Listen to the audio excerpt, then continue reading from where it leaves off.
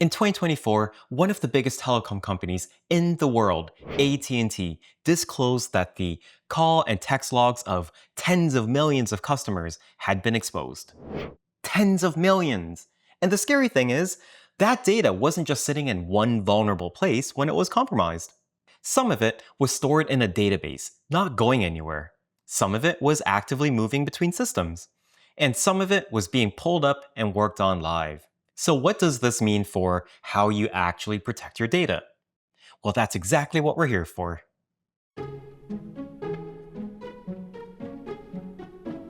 As it turns out, the state that your data is in changes everything about how it can be attacked and what you should do about it. Those three conditions have names: data at rest, data in transit, and data in use. Okay, to start, you need to think of your data as existing in three possible conditions at any given moment. And the first one is data at rest. This is data that's stored on a device or system, and it's not actively being transmitted or processed. Examples can include files on a hard drive, records in a database, or documents saved to a cloud storage. That data is just sitting there, hanging out, not moving, not being worked on, just stored and living its best sedentary life. And the second state is data in transit. This is data that is actively moving between systems, devices, or locations. It could be moving across networks, or over the internet, or even between applications. It's on the move. It's you sending files and videos and memes to your friends. It's data in transit. And the third state is data in use. Now, this is data that is actively being accessed and processed or modified in real time, such as during a financial transaction or when you're writing a report or even watching a movie. In this state, someone is actively in there. The data is live and it's busy and it's being processed and it's used.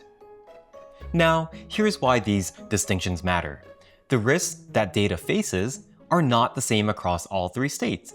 Now, the attack surface, meaning where and how an attacker can get to your data, will shift depending on what the data is doing at any given moment. So, same data, different state, completely different threats, which means that your defenses will have to shift too.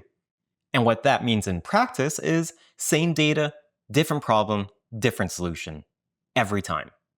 So, let's buckle up and we'll go state by state.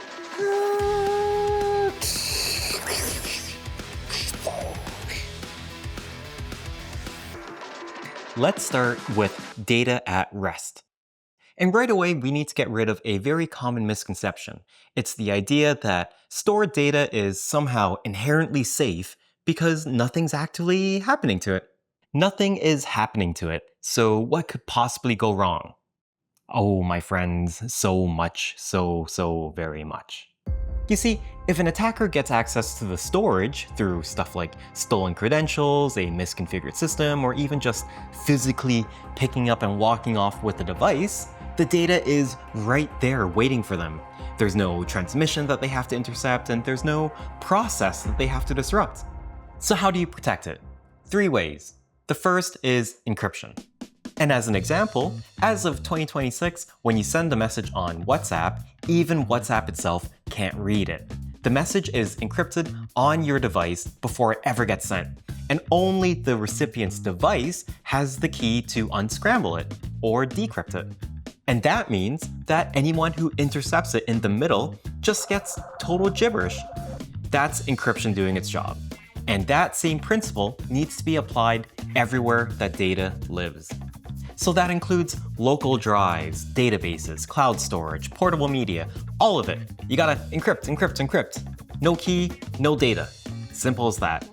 The second protection comes in the form of access control, and specifically something called the principle of least privilege. And I'm willing to bet that you already understand this sort of intuitively.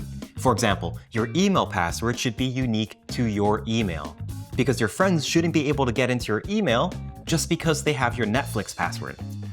So that means the tighter you keep access, the less damage a single compromised account can do. And layered on top of that, we have multi-factor authentication. And you've seen this, you know what I'm talking about. It's the code that's texted to your phone. It's the prompt on an authenticator app. It's a fingerprint scan. These are examples of MFA, or multi-factor authentication. MFA exists because passwords get stolen constantly, like all of the time.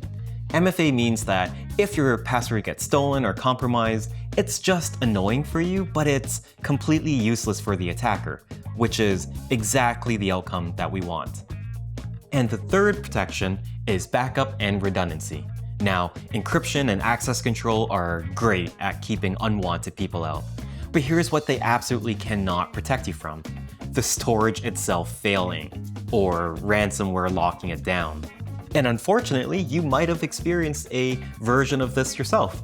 For example, your phone dies in a catastrophic way with no backup and every photo on it is just gone forever. But whether it's personal or enterprise, the solution is the same either way.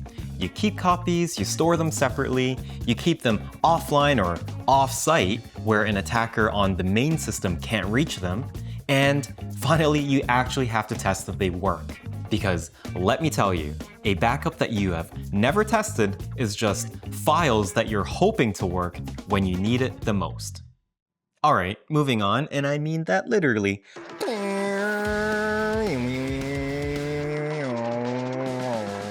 Our next stop is data in transit, and that's generally considered the most exposed state. And it makes sense when you think about it, because the data is traveling through networks and infrastructure that are often shared or public or completely outside of your control. It's just out there in the world doing its thing. And the big risk with this is interception, because an attacker who can position themselves somewhere along the path between the sender and the receiver can potentially capture, or even worse, alter data as it passes through. And here's the scary part: neither the sender nor the receiver would necessarily know that it happened at all. So, how do you deal with that? You encrypt the transmission channel. When data is encrypted in transit, anyone who intercepts it just gets ciphertext. It's completely scrambled, it's unreadable, it's pretty useless. And here's the cool part: you already benefit from this every single day without even thinking about it. For example, that little padlock icon in your browser, the HTTPS in your address bar, that's an encrypted connection. And you've also probably heard of VPNs. And yes, they actually do more than just let you pretend like you're in another country to watch a TV show. So if you've ever been on a public Wi-Fi at a coffee shop or an airport and just kind of had that nagging thought of, wait, can someone actually see what I'm doing right now? The answer is yes. Potentially yes. And that is exactly the scenario that a VPN is built for. Using a VPN means that your traffic goes through an encrypted tunnel. So it doesn't matter if you're on a sketchy Wi-Fi, because like a tunnel, boop, boop, boop, boop, you're covered. But there's something that doesn't get mentioned nearly enough, and it's that there's a second risk that's completely separate from someone just reading your data. And it's that someone can change it without you knowing. You send one thing and something different arrives, and nobody knows. That's terrifying. And that's where digital signatures come in. Encryption keeps the data private. A digital signature makes sure that it hasn't been messed with and it actually came from who it claims to have come from. These are two different jobs working together like a genuinely good team, like socks and toe sandals. Hey, eyes up here. Alright, moving on, and for this we gotta make a bit of a U-turn. Alright, so we've arrived at data in use, and this one is very tricky to secure. So the data has to be accessible. That is literally the entire point of data in use. Whatever was locking it down has to be lifted so then people can work with it. And that window of accessibility is exactly where attackers look for their opening. And the threats can come from two different directions. External attackers who've gone into a system that they shouldn't be in, and internal users who just have way more access than their role actually requires. Either way, the response is the same. Control who gets in and keep verifying that they're supposed to be there. And we can do that through several different ways. MFA, which we've already covered, meaning a stolen password isn't enough to get through.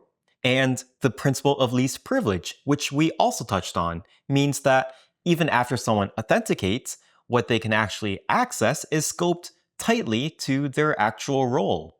But there's another way, zero trust architecture, that takes all of this even further. And it starts by throwing out all of the assumptions that security relied on for a really long time. So the old model basically said, if you get past the outer boundaries of the network, you're trusted. You're in. Zero Trust looks at that model and says, well, absolutely not. It doesn't matter if you're inside the network or outside of it. Every single access request gets verified. And finally, the reality that most people don't want to think about. Even with solid controls across all three states, incidents might still happen. Because the goal was never a perfect defense. A perfect defense doesn't exist in cybersecurity. The goal is being ready for when something gets through anyways. And let me tell you, something will get through eventually. This isn't just a concern for big organizations either. For example, if your laptop or your phone was stolen right now, do you know which accounts you need to lock? Do you have a backup of everything on it?